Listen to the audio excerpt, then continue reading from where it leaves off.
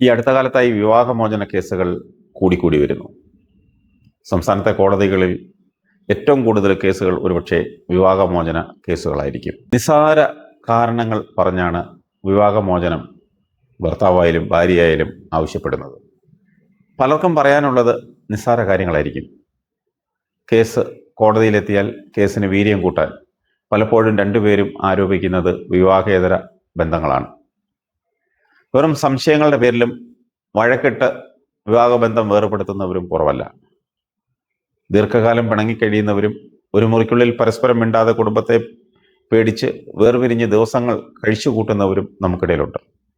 സമൂഹത്തെ, സ്വന്തം മക്കളെ, കുടുംബത്തെ ഒന്നും അറിയിക്കാതെ, ആരോടും ഒന്നും പറയാതെ മറ്റുള്ളവരുടെ മുന്നിൽ ചിരിച്ച് കളിച്ച് തമാശയും പറഞ്ഞ് നടക്കുന്ന ദമ്പതികൾ, കിടപ്പറയിൽ ഒരക്ഷരം ഉരിയാടാതെ രണ്ടായി കഴിയുന്നവർ നമുക്ക് ചുറ്റുമുണ്ട്. പല സ്വപ്നങ്ങളോടെയാണ് ഒരു പെണ്ണ് വിവാഹത്തിന് തയ്യാറെടുക്കുന്നത്. അവൾ പോയി കയറുന്നത് പുതിയ വീട്ടിൽ. വിവാഹമോചനത്തിന് പല കാരണങ്ങളുണ്ടാകാം, അതൊന്നും പറയുന്നില്ല. പ്രശ്നങ്ങളുണ്ടാകുമ്പോൾ അവളുടെ മനസ്സ് പുകയുന്നുണ്ടാവും. അവളുടെ വീട്ടുകാരുടെ അവസ്ഥയാണ് പരിതാപകരം. ഒരു പെണ്ണിനെ കൈപിടിച്ചിറക്കി വിടുമ്പോൾ ആ മാതാപിതാക്കളുടെ സന്തോഷം ഇനി അവളെ അവൻ നോക്കിക്കൊള്ളും എന്നതാണ്. താങ്ങും തണലുമായി അവനുണ്ടാകുമല്ലോ എന്ന ചിന്തയാണ് അവർക്ക് ആശ്വാസമേകുന്നത്. വിവാഹം കഴിഞ്ഞ് കുറച്ച് ദിവസം കഴിയുമ്പോൾ വീട്ടിൽ വന്ന് നിൽക്കുന്ന മകളെ കാണുമ്പോൾ ആ മാതാപിതാക്കളുടെ മനസ്സ് എങ്ങനെയായിരിക്കുമെന്ന് ഒന്ന് ചിന്തിച്ചു നോക്കണം. ആകെ കയ്യിലുണ്ടായിരുന്ന എല്ലാ സമ്പാദ്യവും എടുത്താകും ഒരു പെൺകുട്ടിയെ കെട്ടിച്ചു വിടുന്നത്. അധികം താമസിയാതെ ഒരു കുട്ടിയെ ഒക്കത്തും വെച്ചുകൊണ്ട് വീട്ടിൽ തിരിച്ചെത്തിയാൽ ഒരു കുടുംബത്തിൻ്റെ താളം തെറ്റാൻ അതുമാത്രം മതി. പിന്നെ പല ചിന്തകളാകും ആ പെൺകുട്ടിയുടെ മനസ്സിൽ.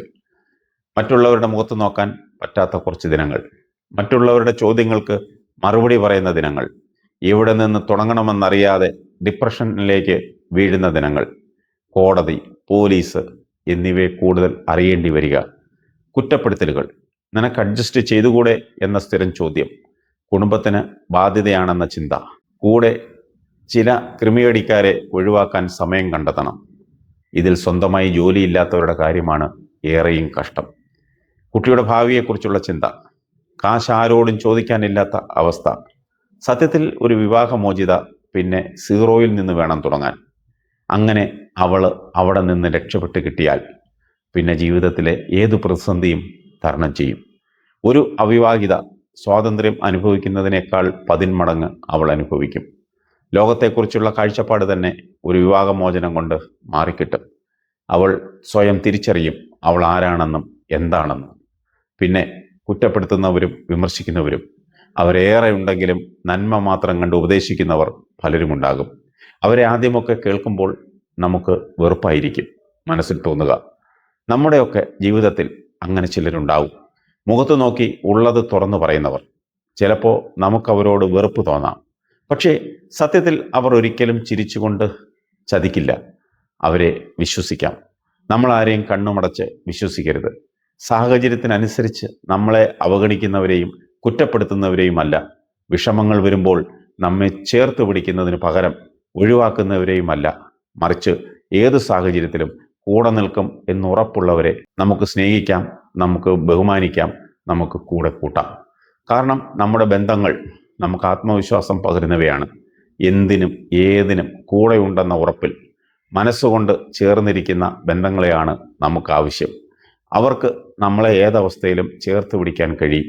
ദുഃഖത്തിലും സന്തോഷത്തിലും എന്നെ ഒന്ന് ചേർത്ത് പിടിച്ചേന്ന് പറഞ്ഞ് നമ്മുടെ സന്തോഷത്തിൻ്റെ പാലാഴിയും സങ്കടലും പങ്കുവയ്ക്കുമ്പോൾ സന്തോഷം ഇരട്ടിക്കുന്നു. സങ്കടം നീരാവി പോലെ ബാഷ്പീകരിക്കുന്നു. അത് ദാമ്പത്യ ബന്ധമായാലും സൗഹൃദമായാലും ചേർത്ത് പിടിക്കാൻ ഒരാളുണ്ടെങ്കിൽ ജീവിതം മനോഹരം. സ്നേഹിക്കാനും സ്നേഹിക്കപ്പെടാനും ആരാണ് ആഗ്രഹിക്കാത്തത്? ഇന്നത്തെ ഡിപ്രഷനും പൊട്ടിത്തെറികളും ഭ്രാന്തമായ അവസ്ഥയുമൊക്കെ വിരൽ ചൂണ്ടുന്നത് കേൾക്കാനും ചേർത്ത് പിടിക്കാനും ഒരാളില്ലാതെ പോകുന്നു എന്നുള്ളതാണ്. കുന്നോളം സങ്കടം ഒളിപ്പിച്ചു വെച്ച് ജീവിതത്തിൻ്റെ വഹിക്കാൻ പറ്റാത്ത ഭാരം ചുമക്കുന്ന ഒരുപാട് പേരുണ്ട് നമുക്കിടയിൽ. പറയാൻ പറ്റാത്ത സങ്കടം ആരോടെങ്കിലും ഒന്ന് പങ്കുവയ്ക്കാൻ കൊതിക്കുന്ന ഒരുപാട് പേരുണ്ട് നമുക്ക് ചുറ്റും. ഒരുപക്ഷെ സോഷ്യൽ മീഡിയയിൽ പലരും തനിക്കായി കേൾക്കാനും പറയാനും ആരെങ്കിലും ഉണ്ടോ എന്ന് തിരയാറില്ലേ? പലപ്പോഴും നീതി കിട്ടിയതുപോലെ പലരും ആ ബന്ധങ്ങളെ കാണാറുമുണ്ട്. പക്ഷെ പലതും ചതിക്കുഴികളാണെന്നും ചതുപ്പായിരുന്നുവെന്നും തിരിച്ചറിയുമ്പോൾ ഒരുപാട് വൈകുന്നു. നല്ല ബന്ധങ്ങൾ അത് നന്മയുള്ളവരെ തേടിയെത്തും. പിണക്കവും ഇണക്കവും കരച്ചിലും ചിരിയും ഒക്കെ നിറയുന്ന നിറമുള്ള ഹരിതാഭമായ ബന്ധങ്ങൾ, എന്തും തുറന്നു പറയാവുന്ന പരാതികളും പഴികളും ഇല്ലാത്ത ബന്ധങ്ങൾ, നന്മയുള്ള ബന്ധവും സൗഹൃദവും ഇഷ്ടവുമൊക്കെ ദാമ്പത്യ ജീവിതത്തിലുണ്ടായാൽ, നമ്മുടെ ജീവിതത്തിലുണ്ടായാൽ അതിൽ പരം മനസ്സുഖം മറ്റൊന്നുമില്ല.